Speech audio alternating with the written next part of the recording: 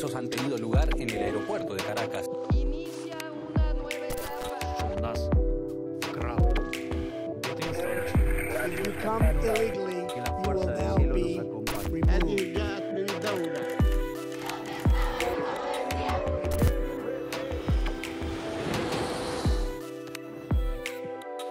La cuarta transformación de México. Le thermomètre mondial.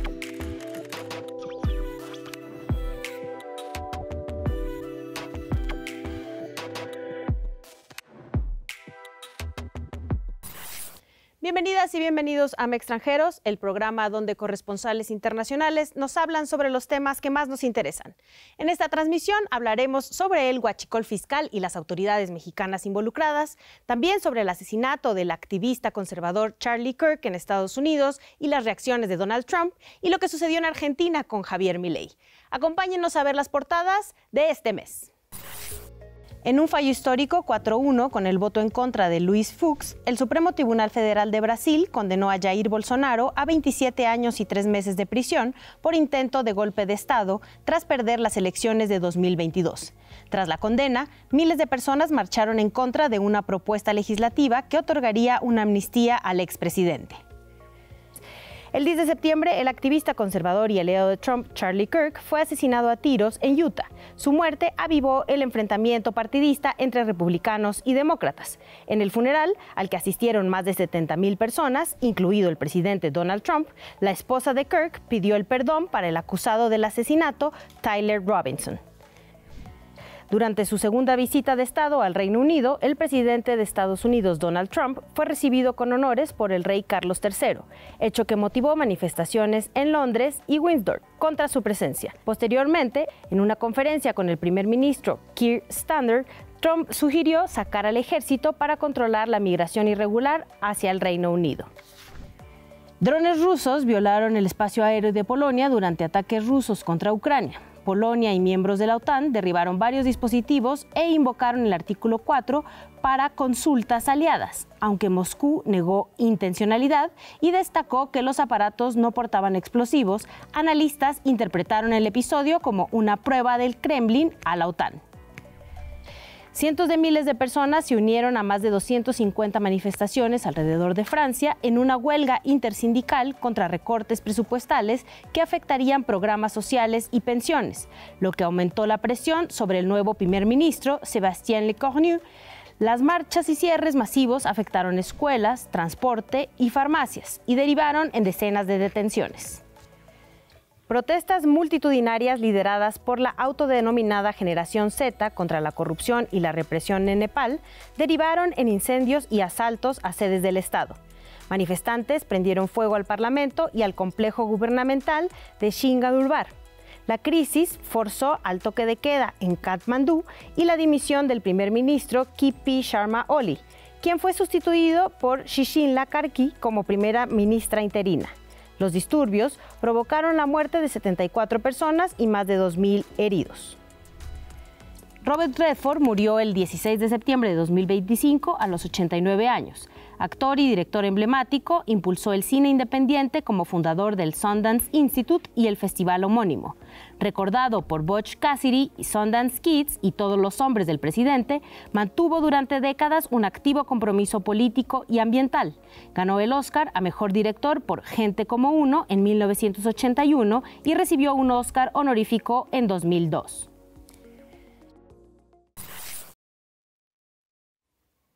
Muchas gracias por acompañarnos nuevamente acá en Extranjeros, el último viernes del mes. Es un gusto para mí estar de vuelta por acá.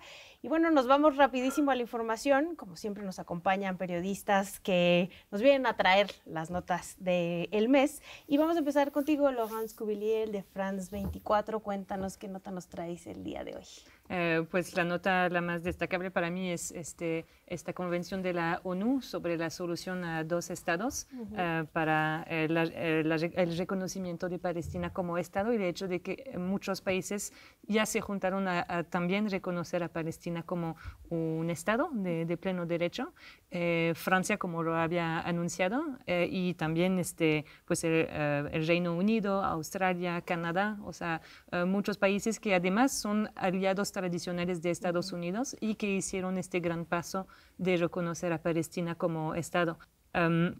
Ayer vi el discurso inaugural de Emmanuel Macron, el presidente francés, para esta convención de la ONU. Y pues era un discurso que parece un poco casi disonante en esta época que estamos viviendo de muchísima polarización, muchos discursos excluyentes, etc. Era un discurso, un gran llamado a la paz, que casi en su retórica, en sus toques líricos, incluso tenía acentos de I had a dream para la paz en el mundo. Hoy también estos pasos hacen que en el Consejo de Seguridad de la ONU ya solo queda Estados Unidos en no haber reconocido al Estado de Palestina. Sabemos que eso no va a pasar, y menos bajo Trump, o sea, no va a pasar en un corto plazo, pero pues subraya el aislamiento diplomático ya de Israel y Estados Unidos. Y repito, o sea, es un llamado global a la paz en una época que parece muy poco propensa a este tipo de discursos, este tipo de visión, y pues a mí me pareció muy importante que pues se revivieran la idea y el proyecto de dos naciones, que no es un reconocimiento al Hamas o una validación de lo que hizo Hamas el 7 de octubre del 2023. De hecho, una de las bases de este llamado a las negociaciones para una solución de dos estados es el desmantelamiento de Hamas y el regreso de los rehenes israelíes que quedan en manos de Hamas. Entonces, sería una negociación que se haría con actores de paz y que también cuenta con pues una declaración de Mahmoud Abbas, el presidente de la Autoridad Palestina, en cuanto a la voluntad de paz también que hay de este lado, y soluciones que descartan completamente a los movimientos terroristas.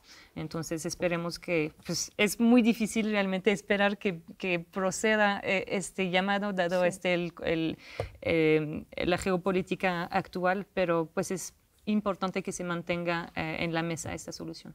Sin duda, súper importante recuperar lo que significa la ONU, como bien mencionas, y hablar de paz, ¿no? Y romper con todos estos temas previos, ¿no? Sobre la guerra y el terrorismo.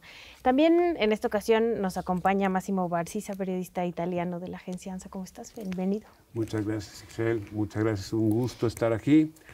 Y bueno, el mundo está, como comentaba ahorita Laurence, está reaccionando a las guerras con armas, pero también está reaccionando o intenta reaccionar a las guerras comerciales que ha empezado Estados Unidos desde la llegada de Trump. Y la Unión Europea anunció hace unos cuantos días que inició el proceso, digamos, de ratificación y aprobación de dos importantes tratados para tratar de diversificar sus mercados ante las barreras que ha puesto Estados Unidos.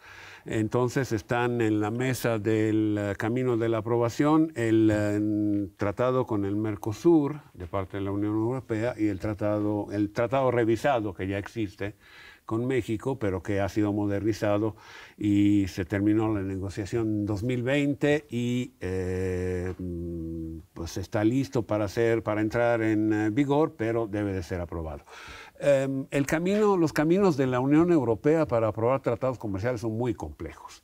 Sin embargo, en este caso, así como ya lo había hecho hace años con un tratado con Chile, está intentando un camino más rápido, separando las partes comerciales de las partes que tienen aspectos políticos y por lo tanto deben ser aprobados por cada uno de los miembros de los países miembros de la Unión Europea.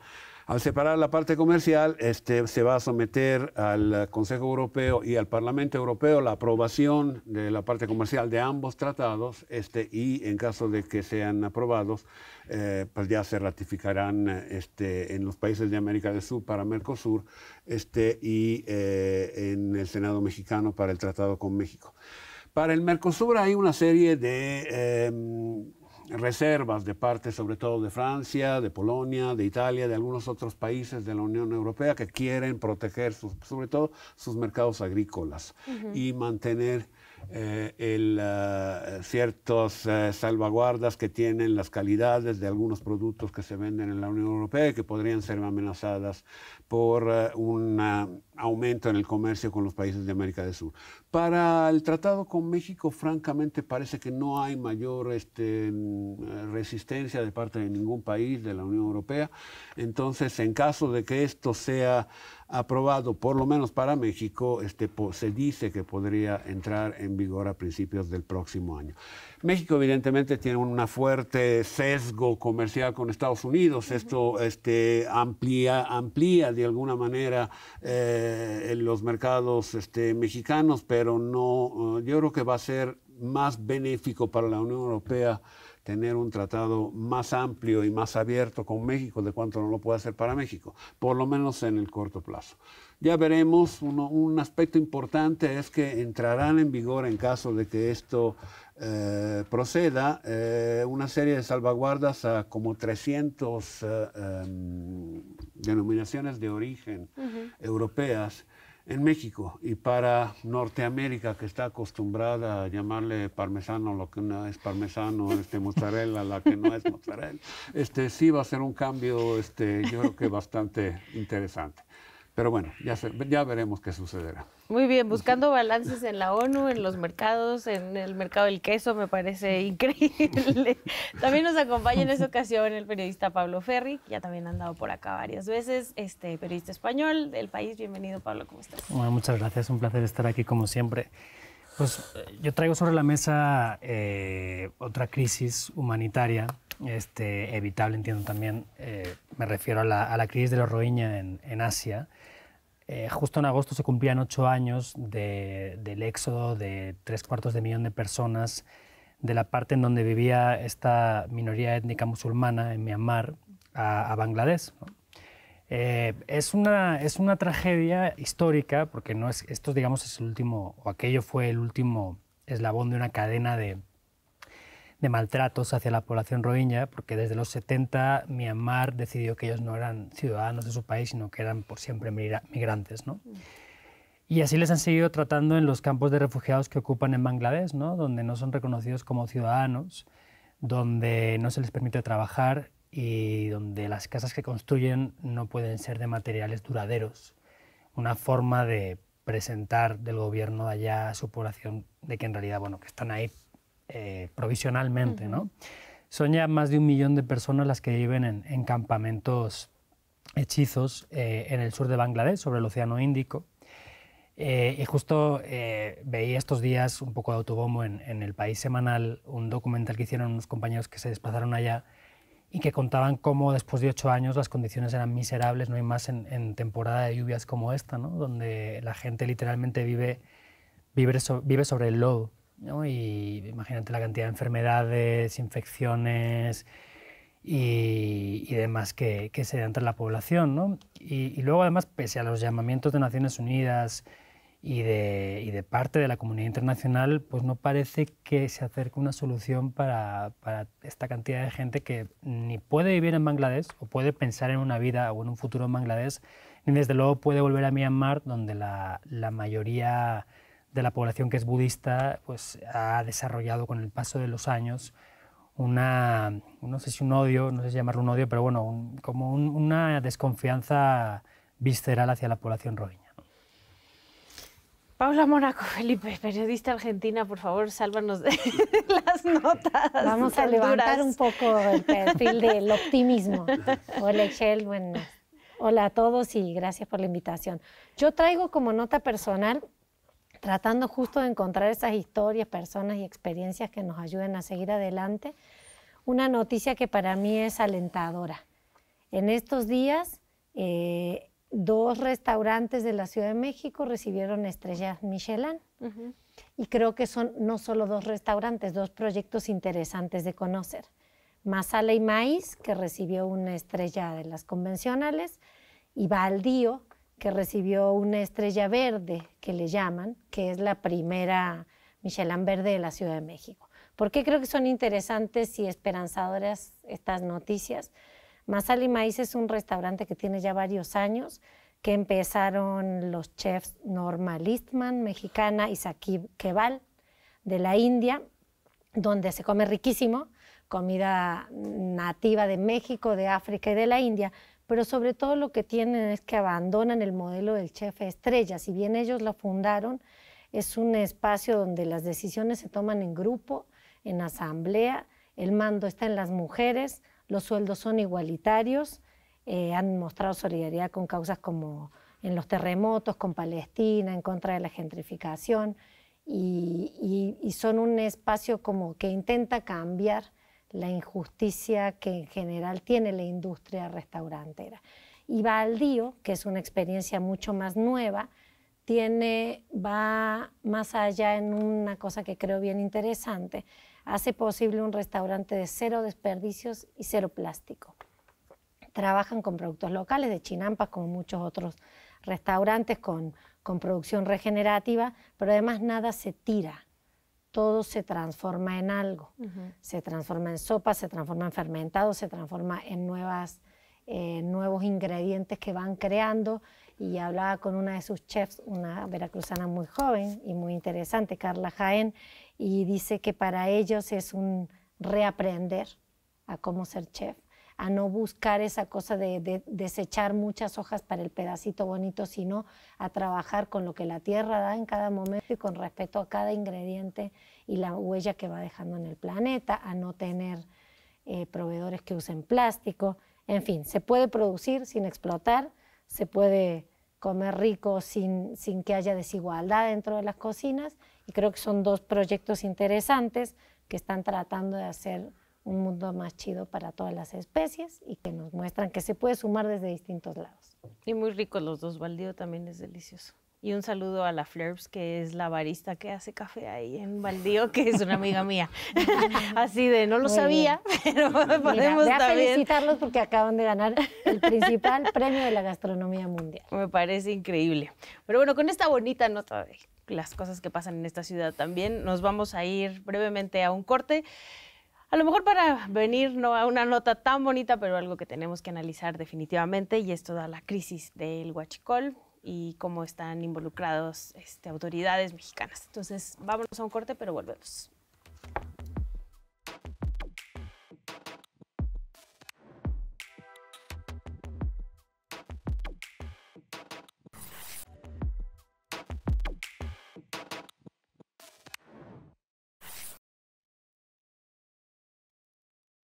Regresamos a Extranjeros y como les planteaba antes de irnos al corte, con este tema muy importante que ha estado todo este mes en las agendas periodísticas, pero también en muchas charlas de café entre nosotras, porque es muy importante pues sí, involucramiento de integrantes, sobre todo de la Marina, pero también de varias empresas que ya nos contará un poco más Pablo, sobre el huachicol, que se llama, que es como trasiego de hidrocarburos ilegal. Cuéntanos un poco más, Pablo, para tener más contexto. Sí, bueno, para encuadrar la explicación del escándalo, creo que hay que explicar qué es el huachicol, y de ahí el huachicol fiscal. El huachicol es el robo de combustible de los ductos de Pemex, ¿no? O, tradicionalmente se le conocía así al huachicol. O sea, alguien llegaba con una pequeña instalación en un ducto, podías pincharlo y sacar combustible. Y la ganancia era magnífica porque nada más estaba robando una cosa que luego vendías a 12, 14 pesos, haciéndole la competencia a las gasolineras, por litro me refiero. Entonces, bueno, la ganancia era fantástica. Hemos tenido crisis desde el gobierno de Peña, recuerdo en Puebla, recuerdo en Hidalgo, en los primeros meses del gobierno de López Obrador, incluso por la insistencia de las mafias. Yo recuerdo que hubo un pequeño problema de desabasto, ¿no? En enero del 19, si no me falla la memoria, aquí en la Ciudad de México se notó también.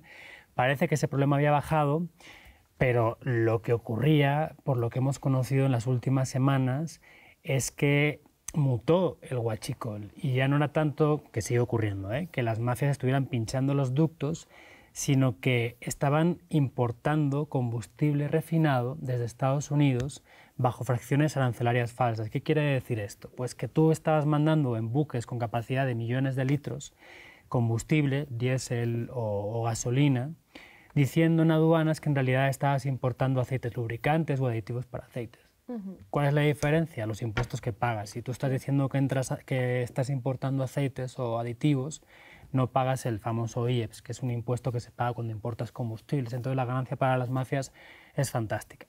Claro, el problema es que no son solo mafias al estilo tradicional, me refiero, no son, o no sé si al estilo tradicional, no son mafias como podría pensarlo cualquiera, en el sentido de que no son personas ajenas al Estado. Lo que estamos viendo a partir del escándalo denunciado por el propio gobierno que dirige Claudia Sheinbaum ahora, es que había altos mandos de la Marina implicados, además de personal de la Agencia Nacional de Aduanas, en una trama que el gobierno planteó que empezó a mediados de 2024 y que involucró al menos a 30 buques, a un contraalmirante y un vicealmirante, ambos, por cierto, sobrinos políticos del ex secretario de la Marina en tiempos de López Obrador, Rafael Ojeda, pero que por investigaciones que hemos hecho nosotros en el país, que ha liderado mi colega Carlos Carabaña, sabemos que son por lo menos 69 buques desde mediados de 2023. Esto a partir de información que él ha podido ir bajando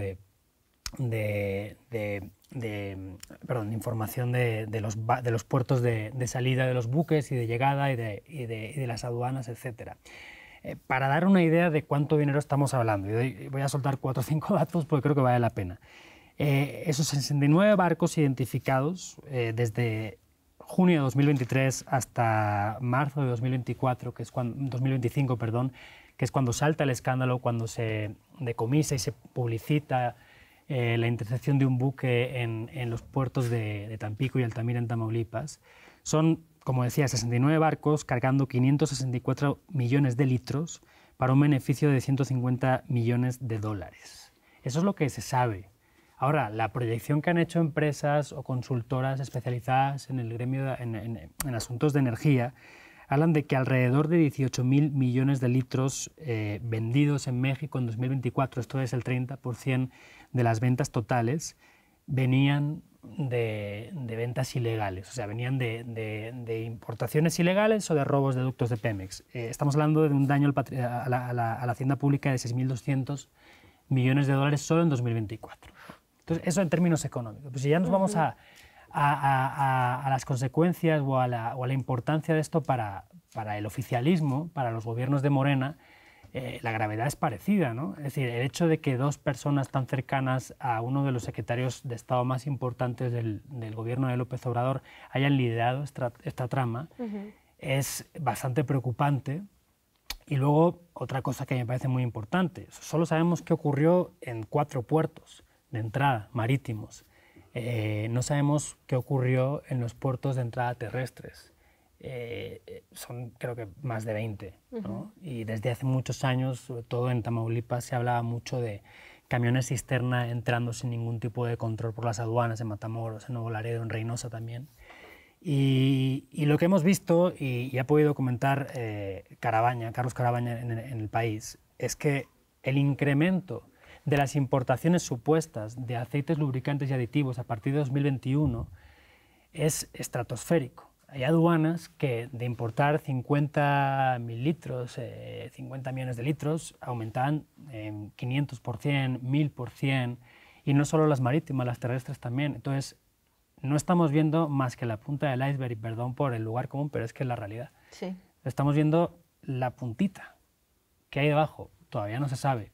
¿Qué atrevimiento va a tener este gobierno que ha puesto la lucha contra la corrupción en la parte alta de su lista de prioridades para acabar verdaderamente con este problema y que no quede en un movimiento que haga pensar al electorado que se está peleando contra este tipo de fenómenos, pero que en realidad solo se hizo en un punto?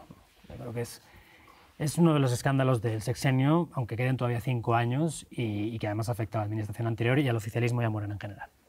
Yo creo que lo que ha cambiado mucho, evidentemente, como dices, Pablo, es un tema que no es nuevo, ya sucedía en los gobiernos anteriores. Pero creo que cambian algunas cosas. La actitud de este gobierno con respecto al contraste a la criminalidad es diferente a la que habíamos visto antes. Entonces, este ambiente de impunidad que existía en México pues, en el sexenio anterior, pero vaya, tradicionalmente, casi históricamente, desde hace muchas décadas, creo que se está de alguna manera modificando. Y además han cambiado o están cambiando muchas reglas. En las conferencias mañaneras, Sheinbaum insiste mucho sobre el tema de las nuevas normas de trazabilidad de los combustibles a la hora de transportarlos, que no existían hasta este sexenio y que van a complicar mucho el transporte de combustibles ilegales. Claro, por supuesto, si se aplican y se llevan a cabo en forma correcta. Entonces, yo creo que existe, sí, es cierto, es un problema grande que llevará tiempo seguramente arreglar, pero creo que se están tomando acciones que no se habían tomado anteriormente para enfrentarlo y eso de alguna manera podría dar resultados diferentes. Sí. Ay, perdón. Vas. Es como un caso modelo, digamos, ¿no? Que traza un poco la ruta de cómo podemos tratar de contrarrestar este fenómeno, ¿no? Que traza también el camino de que, pues, tocan más investigaciones de oficinas, ¿no? O sea, de revisar por qué de repente se dispara tanto la importación de pues, un líquido, o sea, los aditivos, etcétera, que, pues, siendo muy pragmáticos, no se necesitan tanto. O sea, hay muchas investigaciones que se pueden hacer desde la oficina y más allá de las simples verificaciones de terreno, que sabemos que pues hay muchos impedimentos para eso, hay muchos es más fácil de arreglarse o de hacerse la vista gorda. O sea, hay varios caminos de investigación que se pueden hacer. Y además es un modelo porque pues también pone en evidencia que pues es una salpicada gigante hacia las autoridades aduaneras, la Marina que estaba como, que tenía como esta mayor confianza, digamos, en los ojos del público. Era una institución todavía que se consideraba como de las más confiables. Sí. Y también las empresas privadas. Entonces, es así como que, bueno, todos ahí están involucrados, hay responsabilidades inmensas que hay que investigar y como que si se replica la investigación que se hizo, pues efectivamente podemos esperar llegar a más resultados. Y si hay personas que ya están en prisión, ¿no? Por esto. Yo creo que es interesante lo que dice Máximo de ver cómo, o sea, el presidente López Obrador dio un batacazo muy simbólico al ir contra del huachicoleo iniciando su gobierno, pero entró en esa categoría del huachicoleo clásico, digamos, ¿no? La presidenta Sheinbaum está yendo sobre este otro más complejo de tramas de corrupción llamado huachicoleo fiscal. Y creo que es una buena señal, sin dudas, porque es tratar de entrar a las profundidades. Ahora, habrá que ver hasta dónde llega, porque hemos visto que todo lo que se intenta investigar de corrupción luego topa en ese muro infranqueable que es el Poder Judicial de este país. Y no avanza hacia la justicia, no hay justicia. Y yo en este tema quisiera agregar, me puse a leer a la que creo que es la máxima experta de este país, Ana Lilia Pérez, compañera periodista, gran periodista, docente de la UNAM, que tiene 4 libros publicados sobre Pemex, muchos años trabajando esto. Y Ana Lilia dice que el huachicol fiscal no es nuevo, que tiene décadas. O sea que es una práctica que ocurre hace mucho, solo que nadie se había atrevido a mirarlo. Y voy a leer un pedacito textual de un texto que publicó hace unos días Ana Lilia. Dice: desde hace décadas, un delito en que se han involucrado empresarios del sector energético de México y Estados Unidos con importaciones falsas. Y creo que acá hay una clave también, porque Estados Unidos es el de la doble moral que siempre nos señala de qué está pasando acá. Y en realidad este es un negocio del cual es tan parte un sector de México como otro de Estados Unidos y no se va a esclarecer si no hay investigaciones de los dos lados. Entonces tiene que haber investigación y justicia de los dos lados de la frontera, si no, no se detiene nunca esta rueda impune, ¿no? Hay otro punto que también se está tratando de corregir y se me hace muy interesante. El barco que encontraron con no sé cuántos, 10 millones de litros o 100 millones, no sé cuántos millones de litros de carburante en Altamira en marzo, había entrado, según explica también la Presidenta en las mañaneras, con una figura de la cual se abusó en México, evidentemente, que es la importación temporal para luego volver a exportar, que ahí sí no pagan absolutamente nada de impuestos, ni siquiera pagan el IVA, porque supuestamente son entradas al país para agregarle valor al producto y luego exportarlo de nuevo. Eso también se hacía en el campo de los zapatos y en muchos otros. Y están el gobierno mexicano revisando muy a fondo todas estas importaciones, porque muchas de ellas eran simulaciones que acababan siendo contrabando, en el caso de combustible, huachicol fiscal. Nos tenemos que ir a un corte, pero este es solo el inicio, como bien decían, ¿no? Ya sabemos que hay algunas personas que están presas al respecto por estos casos, pero faltan muchos procesos, muchas empresas, hay muchos nombres por ahí todavía por investigar, así que seguramente les traeremos más información sobre este caso. Sin duda, un avance que se esté viendo y volteando a ver al dinero, ¿no? En cuestiones de crimen organizado. Vámonos a un corte y regresamos acá en Extranjeros.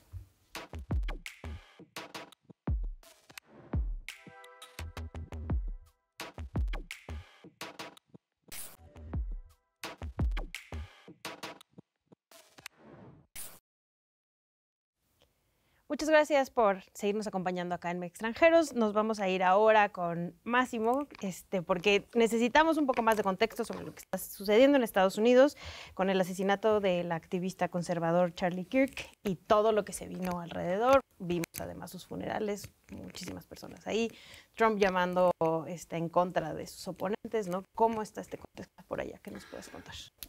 Estados Unidos, desde que empezó el gobierno de Trump, aunque los demás países del mundo lo hayan percibido como un país que se puso a atacar al resto del mundo, Estados Unidos siempre ha sostenido que lo que está haciendo es defenderse de los demás países del mundo que toman ventajas indebidas desde el punto de vista comercial, de los migrantes que van y invaden el territorio de Estados Unidos.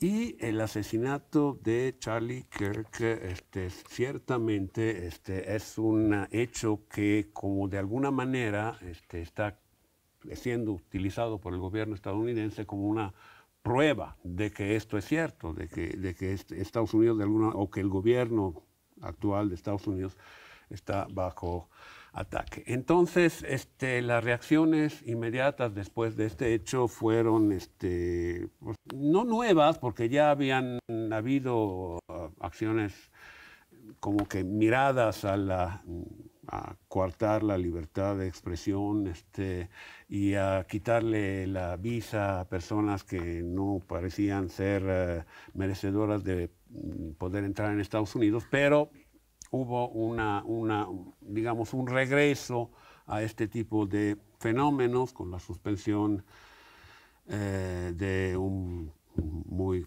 conocido programa de televisión que se reinstaló. Por la presión del público, las audiencias. Pues, según algunas versiones es por la presión del público, según otras versiones es por conveniencia financiera de la cadena de televisión. Ciertamente no está claro todavía qué opina el gobierno estadounidense, que puso una presión terrible para que se suspendiera el programa del hecho de que haya sido reinstalado, pero ciertamente se está regresando ese programa como tal. Pero vaya, se actuó también en contra de personas que opinaron hasta en otros países con respecto a la muerte de Charlie Kirk y quitándoles la visa. Entonces, Estados Unidos de alguna manera está llevando a cabo esta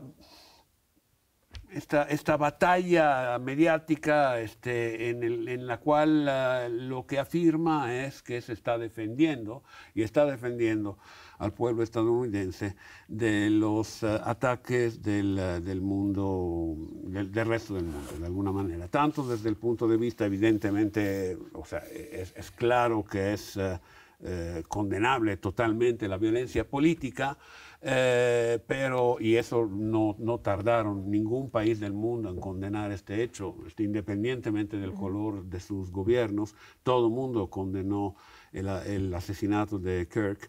Pero sí, ciertamente despertó muchas dudas las reacciones que se llevaron a cabo desde el punto de vista de restringir para proteger a las ideologías que se están tratando de llevar a cabo ahora, ¿no?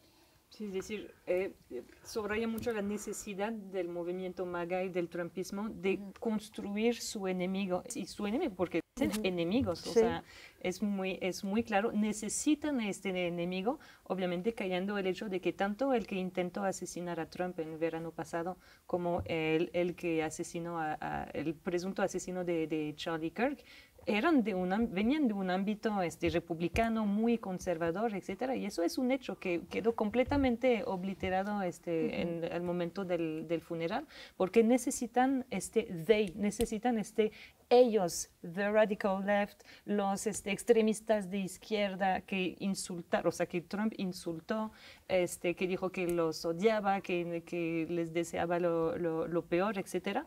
Pero también este funeral que tenía realmente tonalidades de una gran misa cristiana, o sea, era tanto alabar a Dios como a Charlie Kirk, que fue presentado como el salvador de la civilización occidental, etcétera, o sea, y no inventó nada, o sea, eran realmente las palabras que se empleaban, pero sí empezamos a ver como una escisión, o sea, como una fractura en el movimiento MAGA con las dos últimas personas que subieron al escenario, que fue Erika Kirk, la viuda de Charlie Kirk, y Donald Trump. Erika Kirk, que pues podemos resumir su discurso con las 3 palabras que ya se volvieron viral: I forgive him, le perdono al asesino, y que habló del amor, de la necesidad de amor y la necesidad de, no dijo unidad, pero que todo se resuelve con amor. Algo que vino a pulverizar completamente Donald Trump justo después, diciendo, no, yo no, yo sí odio a mis enemigos, yo sí quiero que les pase lo peor, etcétera, ¿no?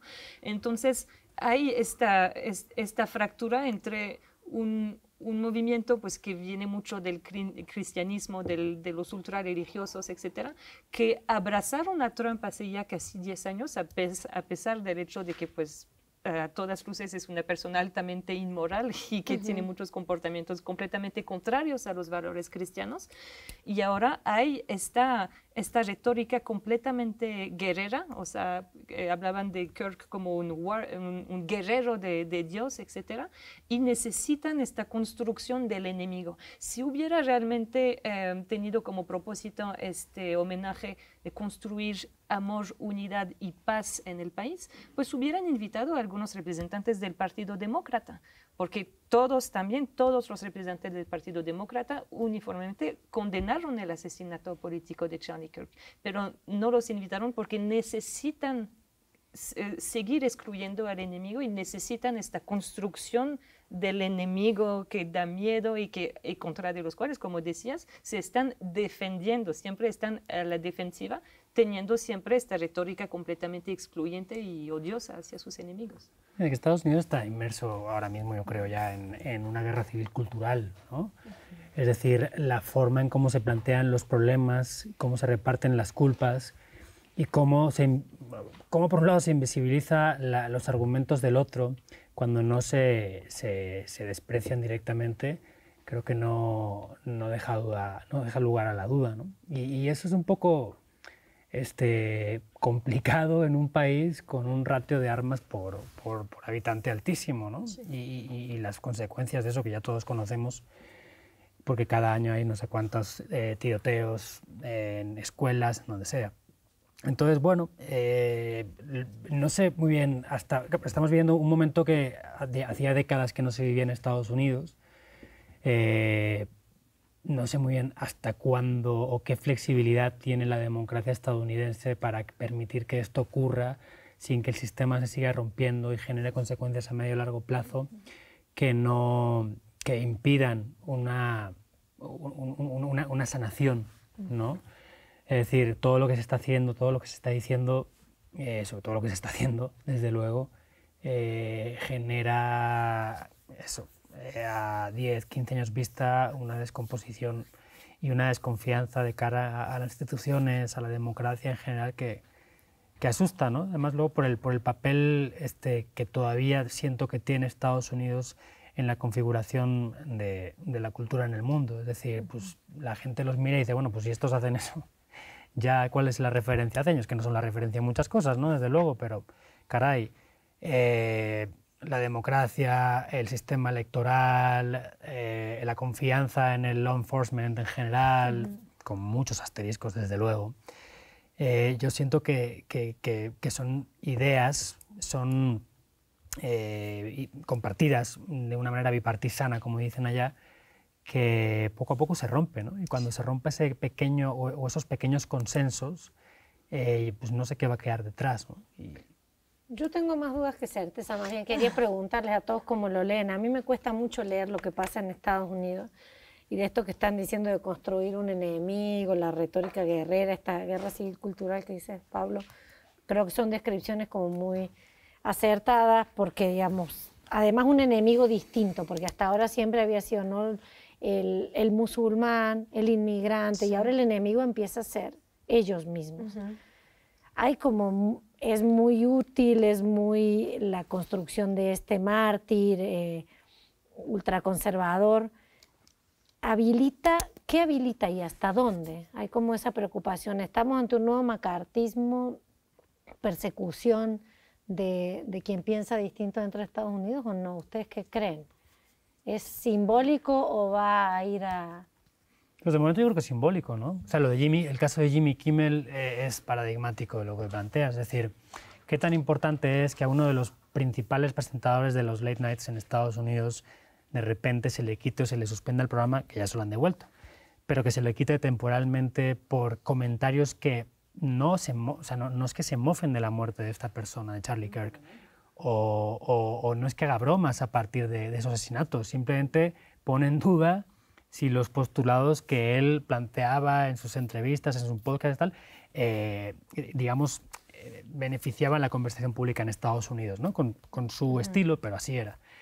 Entonces, ¿es simbólico? Sí, es simbólico. Ahora, el hecho de que se pueda hacer abre una cantidad de posibilidades que hace unos 2 meses no existían, ¿no? Yo creo que si regresó el show de Jimmy Kimmel es solamente porque estaba empezando a generar también una fractura dentro del movimiento republicano, entre los defensores del free speech, de la palabra libre, que decían, a ver, o sea, el hate speech es free speech, o sea, las palabras de odio son palabras libres al final, y propios republicanos como Ted Cruz tomaban esta postura. Entonces, lo que menos quiere Trump ahora es que se divida su movimiento, quiere surfear sobre este gran momento de unidad cristiana, política conservadora que se creó alrededor de la muerte de Charlie Kirk, y por eso regresó Charlie Kirk a la pantalla.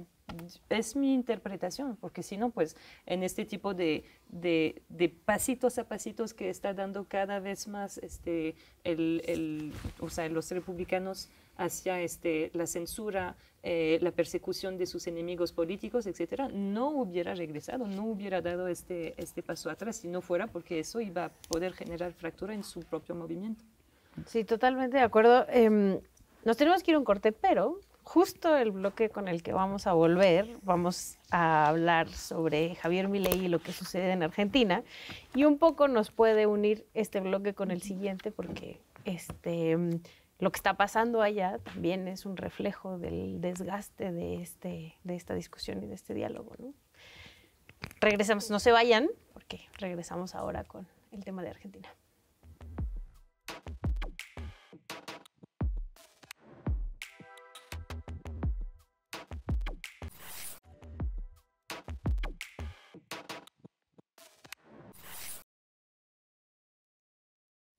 Regresamos a Extranjeros y como les habíamos prometido con el tema de Argentina y esta derrota, pues no sé si contundente, ya me dirás o no, y además también como toda esta iniciativa de la gente saliendo a las calles, saliendo a festejar. Cuéntanos un poco, Paula, de lo que sucedió en Argentina y con Javier Milei. Sí, una derrota sorpresiva de Milei en elecciones de una de las provincias, de uno de los estados de la provincia de Buenos Aires, que no es una provincia cualquiera, que tiene cerca del 40% del padrón. Perdió por 14 puntos, La Libertad Avanza, así se llama el partido de Javier Milei, frente a Fuerza Patria, que es, digamos, lo que reúne al justicialismo, peronismo, kirchnerismo, como le llamamos en distintas épocas.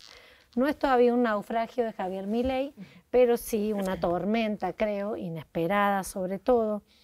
Esa derrota, justo en estos días está habiendo también elecciones legislativas, se renueva la mitad de la Cámara de Diputados, un tercio de la Cámara de Senadores, y si ahí vuelve a perder la fuerza de Javier Milei, se le va a complicar todavía más la situación. O sea, no podemos hablar todavía de que no vaya a ser reelecto como presidente, que es algo que se vislumbra como prácticamente un hecho desde que ganó la presidencia, pero sí que empieza a estar socavado, y no solo en las urnas, empezó a ocurrir en las calles también y empezó a ocurrir en el Congreso, que ahora se va a renovar y podría estorbarle más, porque le pusieron altos a dos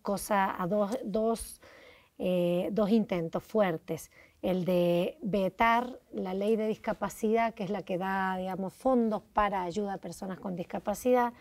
Le puso el Congreso también un alto al recorte a las universidades públicas. Argentina tiene una red grande de universidades públicas, no es una única universidad nacional como aquí, sino son las universidades nacionales de diversos estados y es donde se forma la mayoría de la juventud argentina.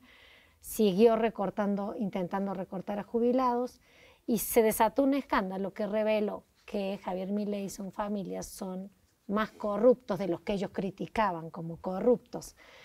Salieron a la luz audios en los cuales se confirmó que un 8% del precio que pagaba el Estado argentino por medicamentos se iban a las arcas de la Libertad Avanza, y de ese 8%, un tercio, un 3%, iba directamente a la cuenta de Karina Milei, hermana de Javier Milei.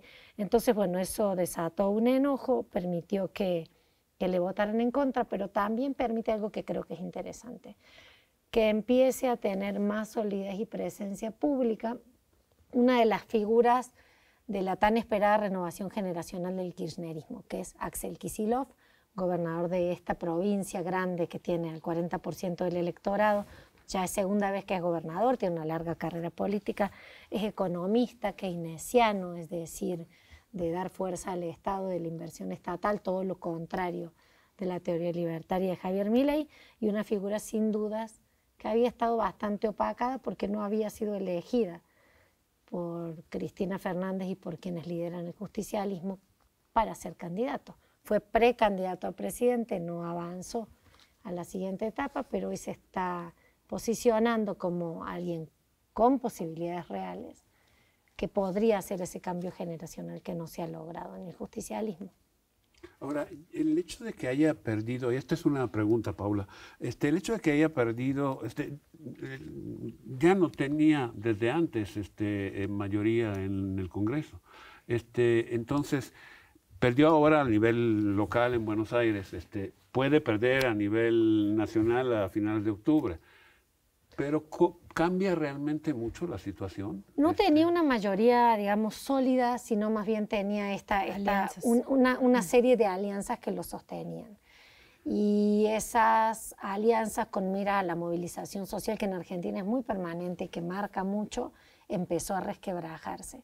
Y él ha anunciado en estas últimas horas una medida que creo da cuenta de que sí está preocupado, que es liberó todo tipo de impuestos a las exportaciones del agro. La industria agroalimenticia argentina es muy poderosa y ha sido siempre como un tema polémico, ¿no? El kirchnerismo puso impuestos a quienes sacaban millones y millones de toneladas de soya, trigo y otros cereales, sobre todo, del país, y que Javier Milei se los recortó a 0% hasta el 31 de octubre, es decir, hasta 5 días después de las elecciones. Hizo como una suerte de pausa.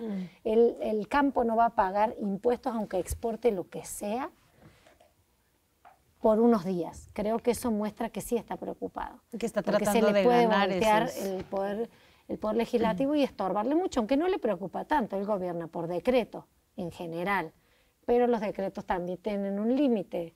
La gobernabilidad, o sea, creo que ser presidente completamente por decreto, la gobernabilidad se va socavando a un punto en que la calle puede pesar más todavía. Y Argentina es un país donde creo que hay todavía sindicalismo, estudiantado y otras fuerzas que siguen saliendo a la calle, aunque les cueste la vida.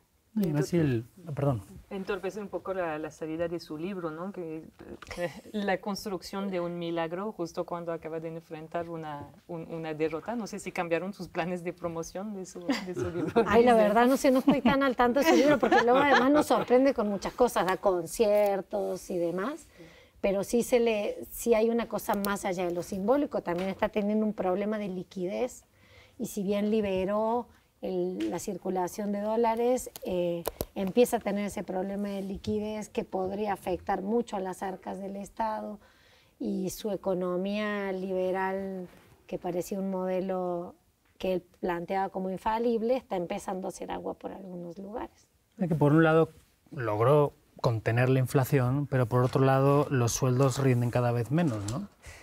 Que sobre todo afecta a las clases medias. Entonces, claro, si tú convences a un montón de gente que tienes la solución y a mucha gente de la que has convencido de repente empieza a darse cuenta de que todo lo que está ocurriendo o le recuerda a los años de Carlos Menem, ¿no? Que acabaron como acabaron con el corralito y tal, pues tienes un problema, ¿no? Claro, pero es verdad que tú ahora ves, o por lo menos el discurso que dio hace unos días en términos de presentar su propuesta del presupuesto para el año que viene, o sea, solo el tono era súper distinto, ¿no? Ya no empezó con la libertad carajo y sus cosas, y ya no empezó a insultar a todo el mundo y tal, sino que se mostró medio conciliador, anunció incluso aumentos presupuestales para rubros con los que parecía estar muy peleado, ¿no? Y yo entiendo que eso forma parte del nuevo Milei que vamos a ver en los siguientes años. Por lo que he leído también, muchos de sus apoyos del ala conservadora, el macrismo sobre todo, no se sienten o no se han sentido demasiado a gusto con las formas de este personaje, ¿no?